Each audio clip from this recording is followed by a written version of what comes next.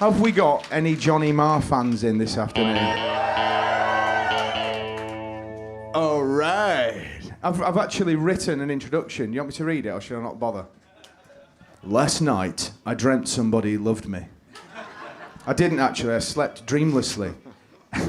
Exhausted by the spectacle of one of our great songwriter guitar players at his absolute peak. Smiths, Modest Mouse, Electronic The Cribs, Sandy Shaw, Billy Bragg, Brian Ferry, Talking Heads, PSB, Kirsty MacColl, etc. He's added his sound like a mournful glacier, melting and scattering drops of dewy genius for 4 decades. Let's talk about guitars and with Johnny Marr. But we are going to geek out a little bit. He does say Fender over the door, so that gives you an idea. My first question, Johnny, has to be, and people who've read your autobiography, Set the Boy Free, available in all good and disreputable bookshops, might already know the answers to some of these questions, but guitar-wise, where did it all begin for you? Was it Emily's guitar shop and standing and staring? Yeah, it was actually, yeah. It was a little, believe it or not, as a 5-year-old, this little... I don't know what they call haberdasheries, or that shop that used to sell brooms and buckets, and it's a little corner shop in the outskirts of the city centre in Manchester. There was a little wooden guitar in the window of this shop. It's a little toy guitar that I was completely, utterly obsessed by, and it just bothered my parents until they got it for me. And then that guitar. Then I used to carry that guitar around. Then that toy. Like my mates used to carry around, like, you know, little toy cars, and someone would carry a football around. I used to take that guitar with me everywhere. I had no idea what the attraction to the guitar was particularly, but that was my first guitar, as a little wooden thing, and I painted it a year or two later. When I started watching a lot of guitars on television, I noticed that they had buttons and switches and knobs on, so I painted this little wooden thing white with household paint, and my dad, this big old paintbrush, got paint all over the place, and put beer bottle caps on it. And so, yeah, and I was about 6 or 7 when I did that. So I just always, before I could even play, but my parents and the house that come from an Irish family, and they were just music mad. There's something really weird about the guitars, isn't there? There's something sensual about guitars. I remember... Like the first nice guitar I got, I can still remember how it smells. Yeah, that's, you know what I'm talking about. That's a common thing. When the guitar, I mean, especially if it's an old guitar case. I mean, loads of people will know exactly what we're talking about here. The smell of a guitar case is, you know, like old guitar cases, like really unique. Yeah, it's like new car smell. I don't know. I've never had one. But, you know, I've been in other people's new cars and they smell nice. New car smell envy. New car smell envy.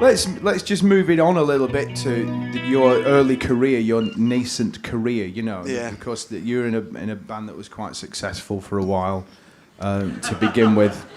I'm just going to sort of jump around a little bit here and just be a bit silly. But, like, because from what geek sites I'm reading, it tells me that... If we're talking about Fender guitars in particular, something iconic that you gave to the world, the intro to This Charming Man, was that done on a 1954 Telecaster? Wow, that's very specific. Yeah, it was done on a Telecaster. Yeah, it was tracked on a Ricky, but the sound that everybody knows, you know.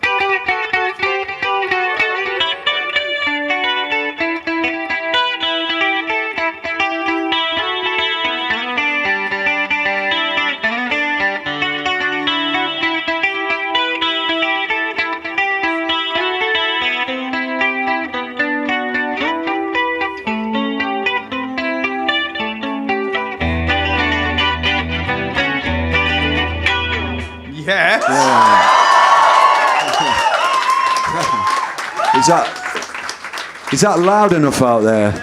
All right. Yeah, that was done on a 54 telly. Yeah. It's a funny thing. I mean, we might get to this in a bit, but you know, this Jaguar that I'm playing now. We were talking about it before. I understand, you know, from being a fan myself of you know, of guitar players that you know, a lot of fans, understandably, they like the idea of me playing a Rickenbacker, and I still play Ricky on my new album. I'll use it for certain things, but this guitar, I made with Fender in 2011, that I've sort of become synonymous with now. The reason that one of the reasons why I did it was because it sort of sounds like pretty much all of those Smiths guitars in one. It does all of that job. And I wasn't really ready. I still wanted to explore, really, and I don't think I was ready to be like, I want a Smiths guitar until I got in my 40s, really. And then when it happened, sort of, I picked up this Jaguar with Modest Mouse. It just sounded like the way I should play, so the way people think I should play. So, Heaven Knows I'm Miserable Now was done on a 355. Didn't you buy that with? You were in New York, weren't you? Yeah. It was Seymour one of the Stein deal breakers of your first deal, wasn't it? Yeah, I got that guitar when I was I basically said, well, I'll sign to Sire Records if you buy me this 355, and I was obviously going to sign anyway. But this guitar.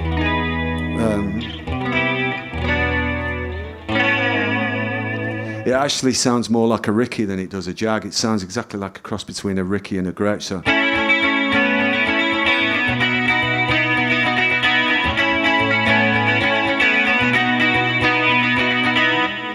So if I'd had one of these in the Smiths, I would have saved myself so much money. Tell us a little bit about how this got put, because you did a lot of personal R&D, research and development, to get this guitar right, didn't you? Didn't you have about 50 different King Jaguars or something? I had 12, about 12 of them. The story of how it happened with the Jag was that I went over to Portland to play with Modest Mouse, and the very first night I got there, Isaac Brock, the main guy in Modest Mouse, was playing. He was playing through these huge Fender Super 6 amps, a really loud Ida Telecaster, and I just didn't. I thought my guitar was not going to never compete, so I went through a bunch of his dusty old guitars, and he had this Jag that I'd never really bothered with a Jag before, and he's an unusual guy, Isaac, and he had flying goggles on, and this weird mask, and a big jug of wine. This is someone I'd never met before, and he was playing away there, and he said, "Have you got any riffs?"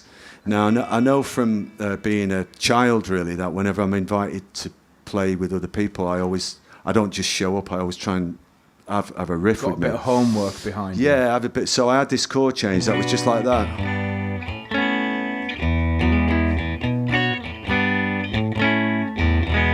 Something like that. And I picked up the Jag, and which was a 63, and I just went.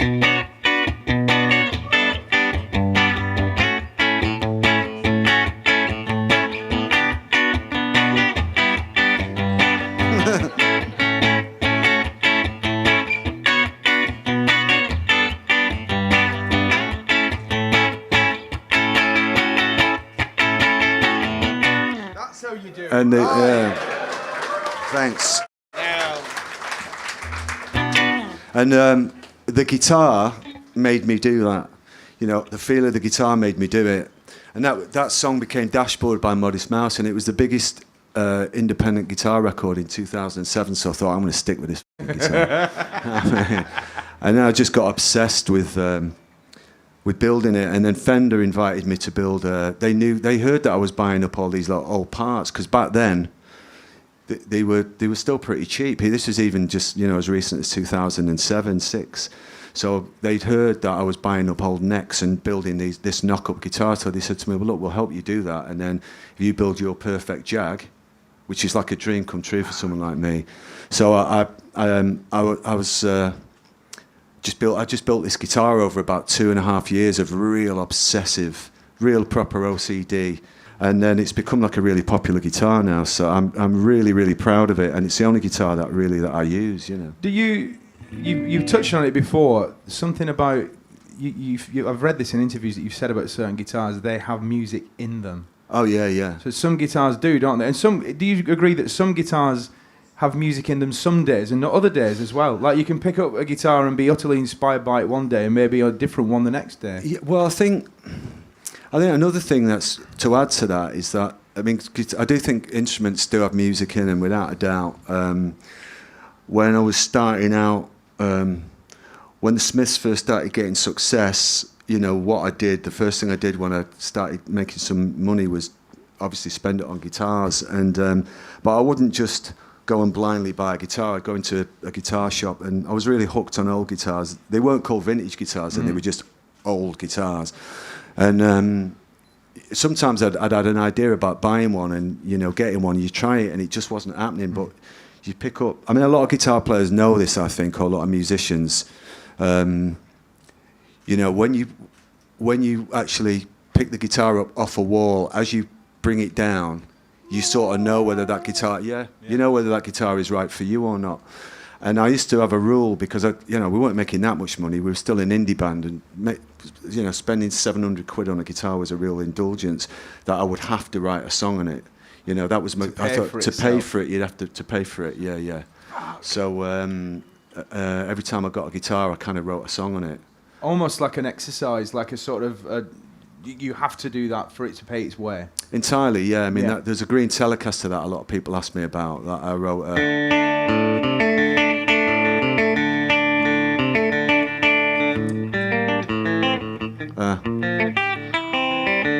I haven't played that for like 20 odd years. But that was like the song Girl Afraid I wrote. Yeah, so almost as an exercise, yeah. But the other thing I was going to say about your question, it's a funny thing, but about guitar is where you can get all mystical about it, and some people can think this is bullshit, but just as they do have music in them, you can... I don't mind people picking up my guitars, and that isn't an open invitation, by the way. Don't break into my house and steal. But people, mates. My mate said, "Well, you've played my 355, right? So I'm happy for people to play guitar, But I've been around a couple of mates over the years who've got haven't got a great style and are really clumsy, and they can just take the music out of a guitar. I don't mean permanently. Be careful."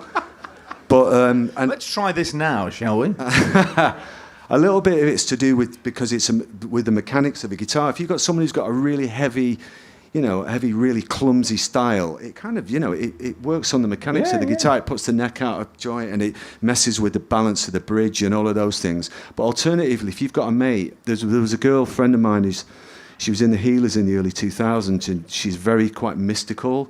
And you just give her the guitar for a couple of days, it would come back like this. She would just sit with it, joss sticks, just imbue it incense, with great spirit, and she'd be all meditating and doing yoga next to it and all of that. And it'd come back, it'd be like, it was like Angel, like you bought it from the Angel's guitar shop. But let's just alight slightly on. Let's move from one Fender to another. The Hitmaker, the one that Nile Rodgers has made all the Chic and Sister Sledge hits on, that white one. Yeah. Have you ever touched it? Have you ever been in the room? Yeah, I played it. Yeah, I've been really lucky enough to play it. Yeah. But that's cheat off its, isn't it, that one? Yeah. What's it like? I mean, what? Here's a question actually that might sort of walk into this one. A guy, Paul Walker, says, "Do you think the choice of guitar that you make inspires your songwriting direction on a particular song?" No, I think it does, and I think if you're lucky enough to be able to make that choice, I know it's a different thing when you're 13, 14, 15, that's a whole other stage in your guitar playing. There's loads, everyone here will know. You sort of just, you hope and pray that you can get the one that your hero or someone you admire, that your parents will lend you the money, or you'll hustle the money to get that Epiphone or that Jazzmaster or whatever it is that your hero has. And then you find your own thing. But if you're lucky enough then to move along and make a choice in what guitar you're playing, you do that thinking, I want to play that kind of music. So I got to do that with that was partly why I used the Rickenbacker. Everybody thought that it was because I was into the Byrds and the haircut and all of that business, but it was actually I played the Rickenbacker for pretty similar reasons why I played the Jazzmaster, because it stopped me playing like a blues guitar player. Because they're not really great for playing blues on, and I knew that sort of pentatonic thing that we all fall into when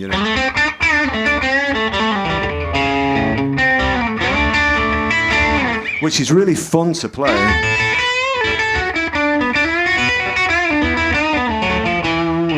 That's great, but I know it had no business in the Smiths rehearsal room, And you know, I needed. So I got the Ricky, and I think the first thing I played on the Ricky was it was like something like. It was something like.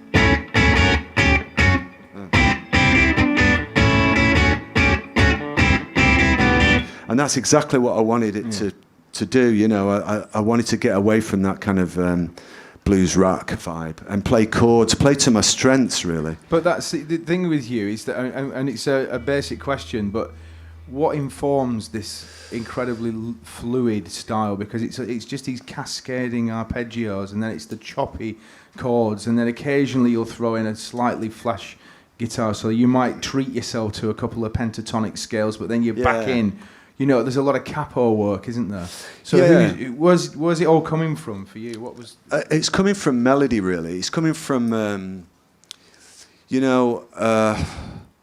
coming from really being addicted to melody and also what the guitar can do. You know, so and I always use use the guitar as I guess as I never forget that for me it's the greatest machine to make pop records on. I like that idea more than almost anything. I've got it in my bones that it's a beautiful instrument that I want to fetishize. There's no getting around that. That's just inside me. But intellectually, I always try and honour and not take for granted that it's an electronic machine that makes pop music. So I've got that going on. So I like the idea of it making a record while I play.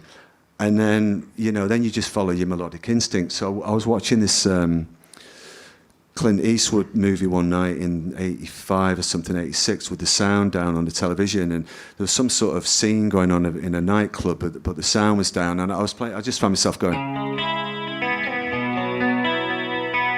So what's going on there is I'm already hearing that. Do, do, do, do, do, do, do, do. So I just follow that tune.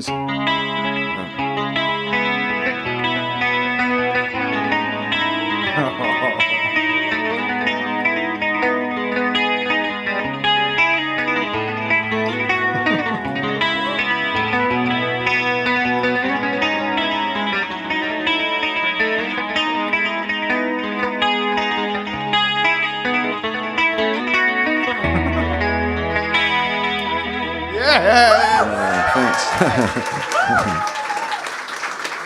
So it's the melody, and you're chasing the melody along, and then you're filling in the gaps. There's no thinking when that happens. You're just following. How do I find that tune? It's like chasing something down a really beautiful country road at night. Where is that spectre? It sort of gets it's like a chasing an angel or something, really. Yeah.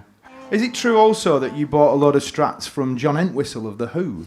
I did actually. I was lucky enough to, in about 80, 85, 86, I bought a... Were you a big fan of the Who? I was, and I just got the message from John Entwistle that he wanted to flog me a bunch of Strats cheap.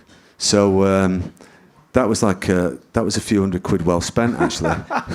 You had like a job lot of 60 Strats from John Entwistle of The Who. Yeah, I got about 5 or 6, 7, and I got a couple of Gretches off him, and then I got a Les Paul that Noel Gallagher's now got.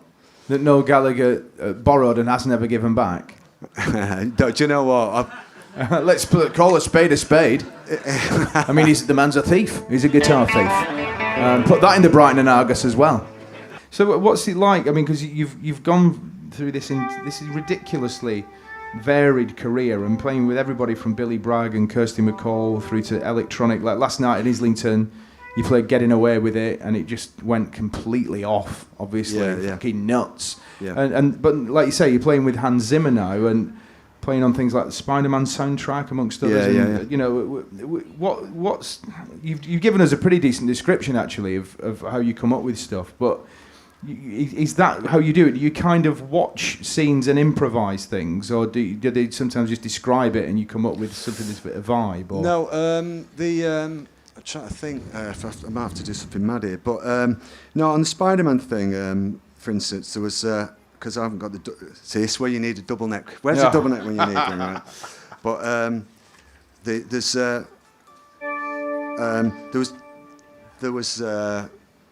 there's a scene in the Spider-Man film and I was sort of trying to anticipate what Hans was doing, and in the background I had I was going into an amp, and that he wasn't hearing, and he had headphones on, and he was just doing something really, really out there. So I just started playing.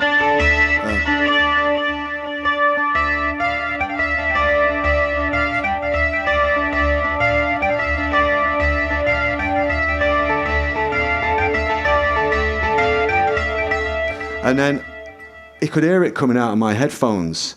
I wasn't brave enough to sort of get in the way of his dealing with this massive bit of soundtrack, but I made sure it was loud enough in case, and he said, what's that? And that ended up being the riff that goes, he built everything around.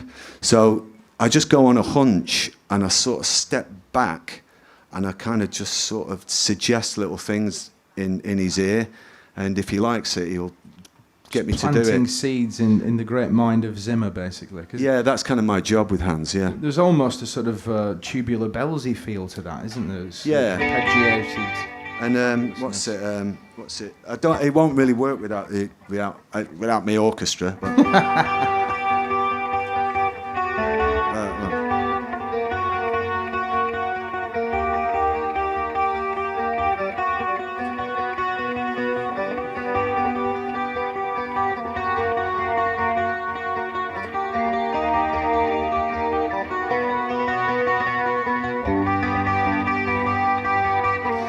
That's Inception, which is so simple when you see it, but when you watch it with the action on screen, it's very, very, very dramatic. And the trick is how I came up with that was I heard, if you sit down and try and do something that's impressive, you just play too much. Yeah.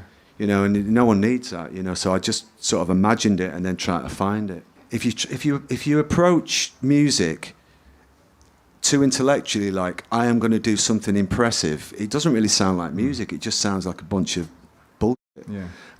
And if it comes from a place of listening, this is why I like putting guitars in tunings. You know, like because you don't really know what you're doing, and a lot of people get so hung up on, look how good I am.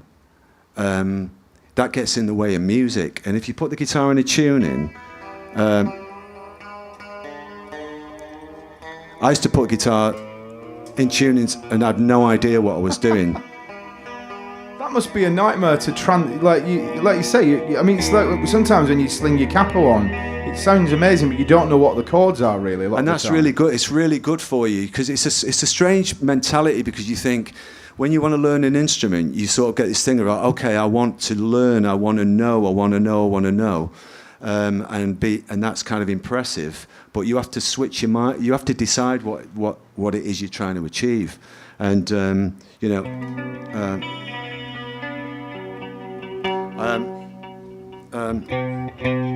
So when I put the guitar in this tuning,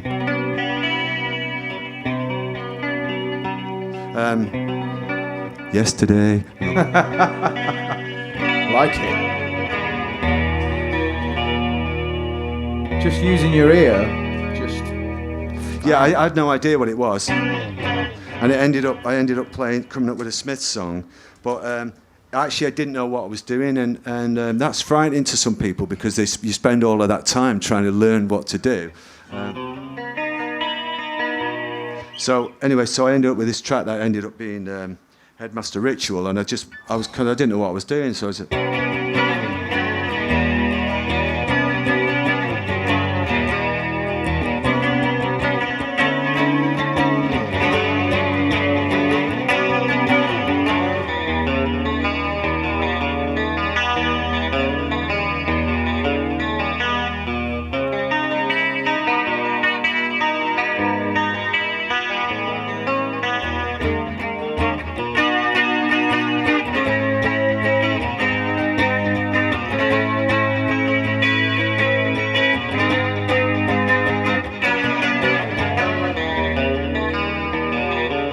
Oh, come on! What would be the riff of yours that you kind of most enjoy playing at the moment? Because I mean, last night, you played at Islington last night, and you did Headmaster's Ritual. Hang on, we'll try to cheer this.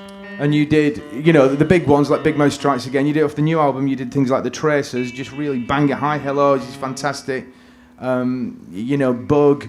But there's so many ridiculously strident sort of anthems, and not many guitarists get to do that. That riffs that like Purple Haze or Whole Lot of Love or something like that, immediately recognisable. Well, I mean, obviously, I like. Is this in tune?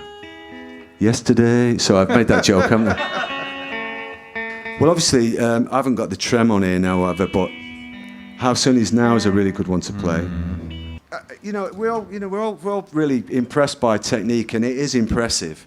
But I think this thing that really sticks with you is the thing we're talking about. That stuff that is done for the sake of making music. And I mean, but luckily for me, again, I'm so lucky to be a guitar player because I have all these things about just following what music does for you as a feeling. But the guitar is hands down the coolest and greatest instrument to do anything on, I think. But.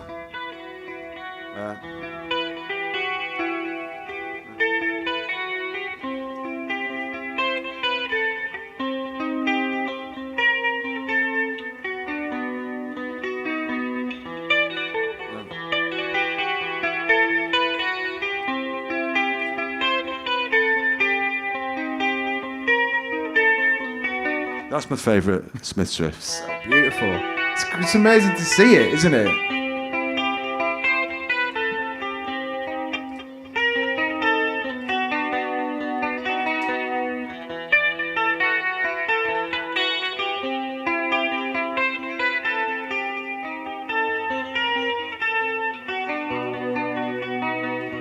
And why I came up with that riff is because I was sat on the bus waiting for the rest of the band to come on the tour bus, just really, really lonely, just really sad and lonely and missing my girlfriend and missing being at home. And I think that's kind of what it sounds like.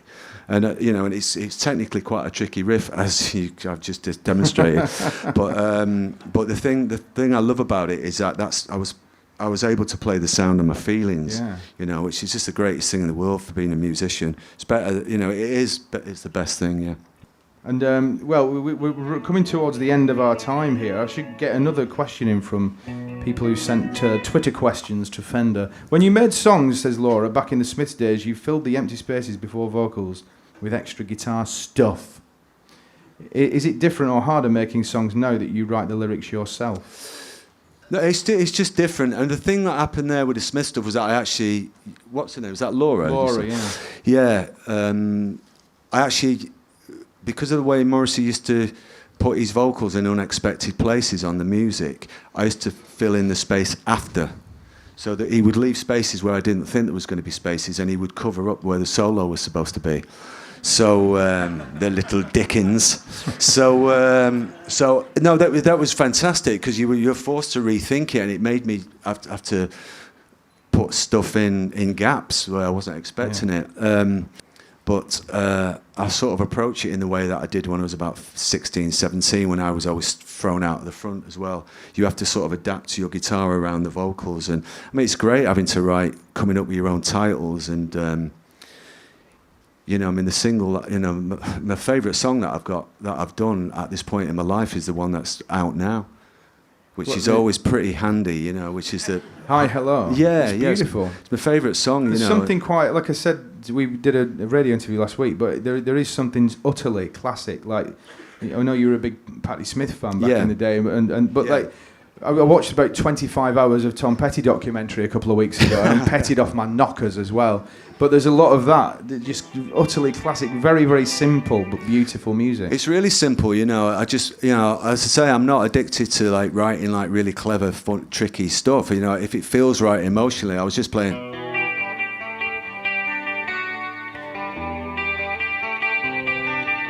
Which is so simple, and that just was a jumping off point to this new song, But but to answer Laura's question, I mean, having don't know how many people here or out there in internet world that write lyrics and write titles and come up with concepts for songs.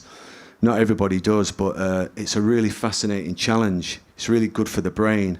And also, I have a very old-fashioned philosophy, is that I have a group, and those other three guys are relying on me to come up with decent songs. Yeah. And that's a really good responsibility. I'm kind of old-fashioned. I had an apprenticeship when I was 14, 15 in bands, playing sometimes with adults. And, what I do is often compared, particularly with the Smiths, because it was such a big band. But what I do lyrically and as a singer and as a guitar player and as a songwriter, I learned all of that as an apprentice musician, 15, 16. I left school in the fourth year. I don't know what it's called now, year 7 or something. I don't know what it is. But to go and be in bands and make records, and that's where it all started. And that's what I'm doing now is a continuation of that. All the bands you mentioned, Hands and Modest Mouse and The Pretenders and all of that. It's this amazing sort of story for me. But what I'm doing now is I compare it, the rules that I learned, or the challenges, or the games that I learned, or the techniques, all started at 15, 16, 17, before the Smiths. So it was, intros, where you can put a stop on the drums, outros, decent titles. Can you fit a key change in? It should start with a guitar, haircut, decent jeans, blah blah blah. It didn't start with the Smiths. I was there before that. Before then, you know what I mean. So what I'm doing now is a continuation of that, and I'm just super happy and lucky that I'm doing it and that people are interested in it. You're a master craftsman, Johnny. I've got to say that. And this guitar that you're playing, this is the Johnny Marr Jaguar Special. People can get this as well. This is something that's available to people. Yeah, but this is. I've been after a blue one forever. I'm not into collecting tons and tons of colours, but I just really wanted a blue one, and so they made me a blue one. So I think a couple of people were asking me whether we were going to do that. Lake Placid blue, isn't it? Yeah, so this is my new baby, really. So beautiful, man. Yeah. I love your yellowy maple neck as well. It's just gorgeous. I love yours, Sean. Thank you. I just haven't had a shower for a couple of days. I've been quite busy.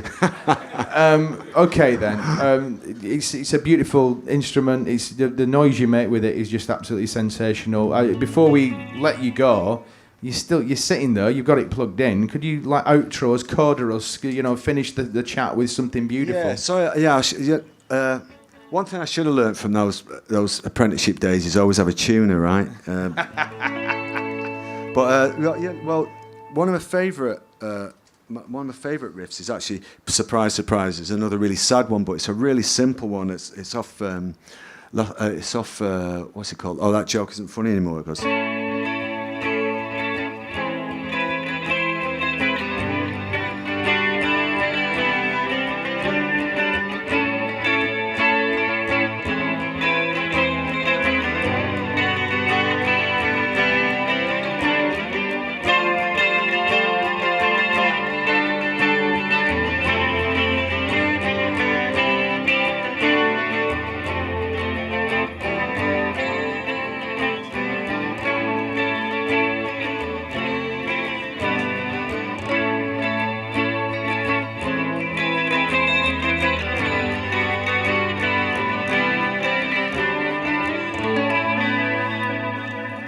Ladies and gentlemen, thank you very much. With the Fender Jaguar there, the Johnny Marr Special. Ladies and gentlemen, give it up, a huge round of applause for Mr. Johnny Marr.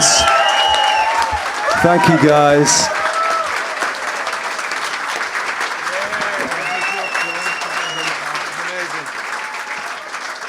Thanks, fellas. Enjoy your weekend.